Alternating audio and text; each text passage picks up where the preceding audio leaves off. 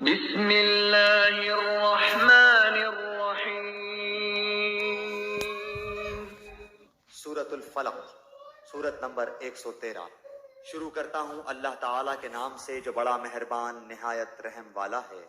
قل اعوذ برب الفلق، آپ کہہ دیجئے کہ میں صبح کے رب کی پناہ میں آتا ہوں، من شر ما خلق، ہر اس چیز کے شر سے جو اس نے پیدا کی ہے، ومن شر غاسق اذا وقب، اور اندھیری رات کی تاریکی کے شر سے جب اس کا اندھیرا پھیل جائے، ومن شر النفاثات في العقد، اور گرہ لگا کر ان میں پھونکنے والیوں کے شر سے بھی، ومن شر حاسد اذا حسد، اور حسد کرنے والے کی برائی سے بھی جب وہ حسد کرنے لگے۔